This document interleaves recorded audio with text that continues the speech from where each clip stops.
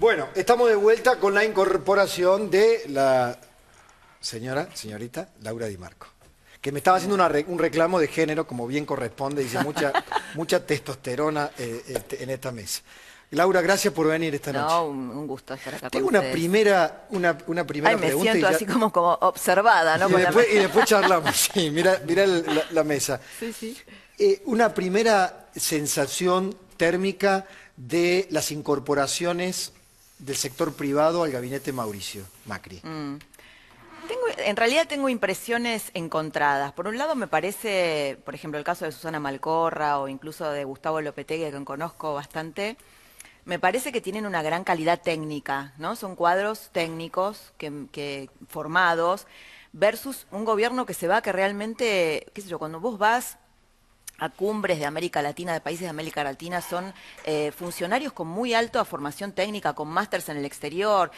No es lo que ha sucedido en la Argentina, ¿no? Acá, bueno, digo, si ves, por ejemplo, los hijos políticos de Cristina, algunos apenas terminaron la secundaria, es decir, no tienen formación. Eso, por un lado, o sea, me gusta ese desarrollo técnico. Además, yo tengo un primer libro que es sobre CEOs, o sea, las conozco bien. Pero hay un lado donde siento que tengo un poco de miedo que se pierda la política, que se pierda la visión política, que sea un gobierno de management, ¿no? Donde se pierdan ciertas cuestiones que la política tiene que atender. Pero bueno, hay que verlo caminar, ¿no?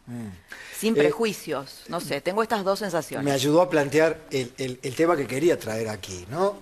Entre el management y la gestión política. ¿A qué nos referimos cuando hablamos de lo político, ¿no? De la política tradicional? Por ejemplo, ¿le van a faltar a Mauricio Macri espadas para convencer, para lograr mayorías necesarias en el Parlamento? ¿Podrán ser genios en sus áreas y un funcionamiento aceitadísimo del gabinete, pero en el resto fallar? ¿Qué impresión tienen? Mira, a mí me parece que nunca podés gestionar si antes no podés gobernar, ¿no? Tenés que crear la capacidad de gobernar para poder gestionar de manera exitosa. Y la verdad, la política, si hay algo que la política tiene que ser, es trabajar para que los argentinos vivan mejor. Y eso implica también una serie de resultados y una serie de evaluación de esas políticas públicas y los resultados. Por ende, yo no veo, la verdad, una división. Creo que está combinado. Uno gestiona porque antes tuvo la capacidad de crear las condiciones para gobernar. Yo creo que hay como un halo alrededor de Mauricio que yo creo que no entiendo que todavía sigue existiendo, que es esta cosa de pensar que el futuro va a ser distinto a toda la historia de estos últimos 8 años y lo que nos ha enseñado. O sea, Mauricio gobernó la ciudad de Buenos Aires, nunca con mayoría en la legislatura, y encima con la oposición del gobierno nacional que le trató de hacer la vida imposible.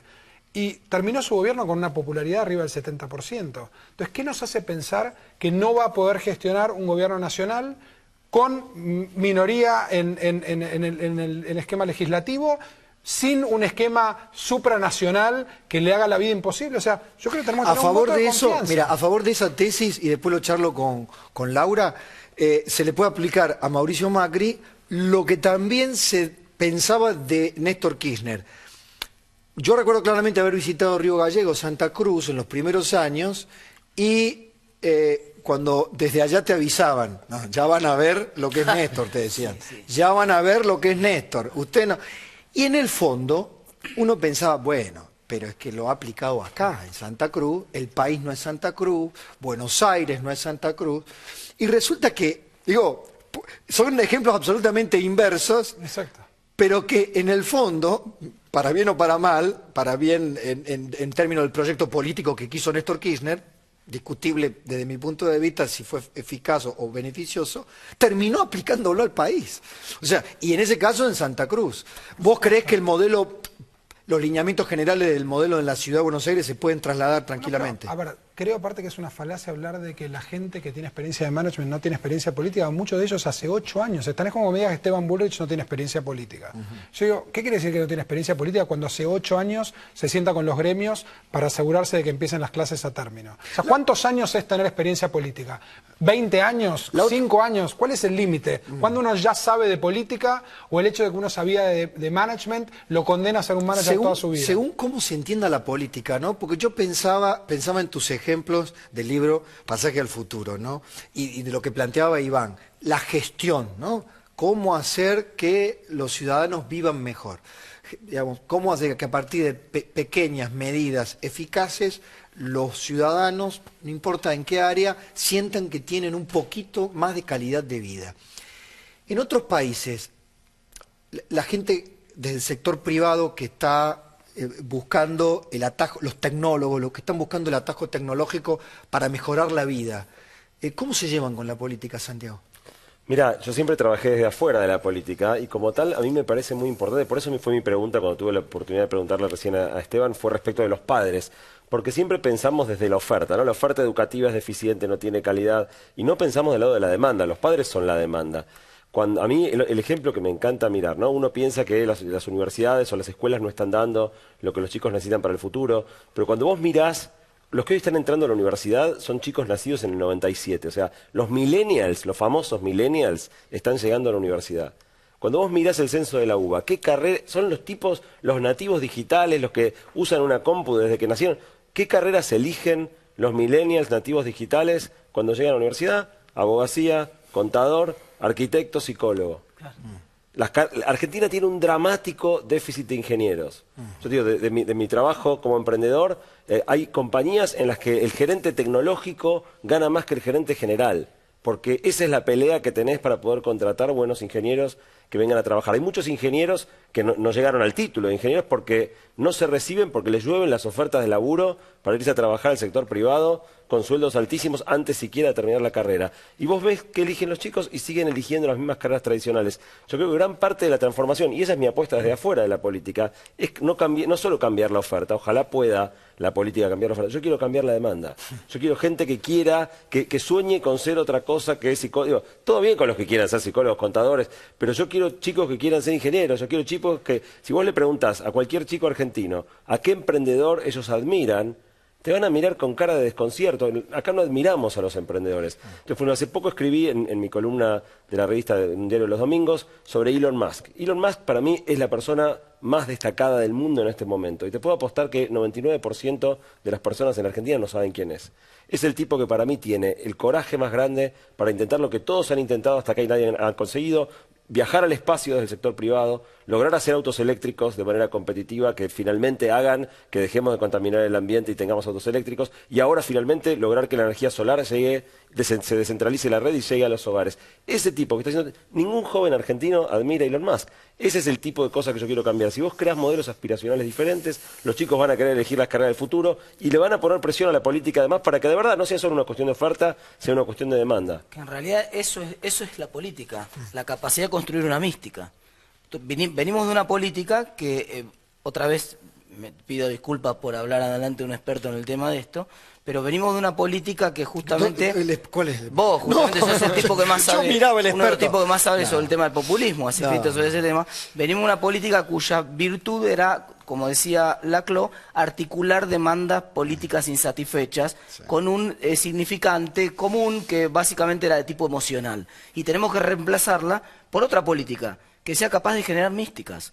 La mística de soñar que podemos hacer algo diferente, que nuestros hijos pueden desarrollarse de otra manera, que podemos soñar cosas que no nos habíamos imaginado. Eso no lo haces con gestión. Mire, eso es política. La mística, la construcción de la mística es política. A propósito que planteaste esto, y ya vamos cerrando este bloque, me voy a dedicar a hablar y quiero que Laura me diga, hablando de mística, la mística de la cámpora, por ejemplo. Y esto me conecta con algo que es la brecha cultural, ¿no? Que es el problema cultural. La generación del poder que se retira, muchos de ellos hombres y mujeres que transitaron los 70, trajeron del pasado, yo digo, palabras rancias, ¿no? Palabras viejas, palabras que describían la frustración de una generación que se envolvió en la violencia, gorila, antipatria, cipayo, palabras viejas que tienen una connotación absolutamente antigua y las renovaron, las implantaron, se las pusieron a los chicos en pleno siglo XXI. Entonces, a partir del 2008 para acá, nos empezamos a perseguir, o nos empezaron a perseguir, empezamos a contestar con un lenguaje viejo. No lo planteo más que desde el punto de vista del lenguaje. Palabras que habían quedado, para mi abuela habían quedado viejas. Decían, sí, eso decían en mi época. Digo, desde ahí a los desafíos que vos estás planteando, ¿no? Que eso es lo que está diciendo Bullrich. A mí me esperanza mucho esta idea de Bullrich. Esa grieta, la Nata acaba de decir en un reportaje en la revista Viva, por 4 años, olvídense, la grieta no se cierra. ¿Ustedes están de acuerdo? No. Te cuento un ejemplo puntual. La semana pasada estaciono mi auto justo en un local de la Cámpora. Yo tengo mi auto ploteado cuando hice campaña y cuando me acerca el auto se me acerca un muchacho así, se me acercan varios y se me dicen, che, vos te vi haciendo campaña en Boulogne, tocando timbres, te felicito por la buena campaña que hiciste, qué bueno que podamos llevarnos bien aunque pensemos distinto. Yo creo que muchos de los jóvenes que están en la Cámpora, no capaz los líderes, sí tienen ganas de, puedes hablar con ellos, puedes llevarte bien, son mucho más razonables que capaz este cuco que a veces se inventa. Hay gente muy razonable que piensa distinto y capaz en un acto canta una canción, te canta Gorila, pero después cuando vas a saludar no te dice que hace Gorila, te dice que hace Marco, cómo andás, que estuviste bien en eso. Y es un trato mucho más normal, puedes hablar de fútbol, de comer un asado y después sí, hay medio un show cuando se juegan a la política. Y yo creo que hay mucho más, creo que hay una grieta menor de lo que se piensa. Fíjate, Pablo, perdón, respecto a la pregunta que hacía Laura también, digo, ¿cuál es? Hace poco yo estuve también en Intratables y uno de los debates era por el tema de 6, 7, 8, ¿no? Sí. Y da la sensación de que Mauricio va a ser más plural o más democrático si 6, 7, 8 sigue estando. Y la verdad que es muy pobre la calidad democrática de un país si está medida por un programa que tiene, no sé, 2 puntos de rating, no sé, digo, pero no se mide por esos estándares. ¿Y cómo medimos el estándar de que es más político, menos político? Que Mauricio dé un discurso de 2 horas y media, que haga cadena nacional todos los días, que si va a lanzar milanesas para todos va a ser una cadena nacional. Me parece que es una subestimación de lo que es la política, me parece que tenemos que componer y construir una nueva manera de hacer las cosas y me parece que muchos de los temas que se han planteado de acá son parte de la salida. Les agradezco enormemente. Por supuesto que yo pienso que el televidente del otro lado desearía que escucharlos un rato más. Hagamos puntos suspensivos y nos volvamos a encontrar.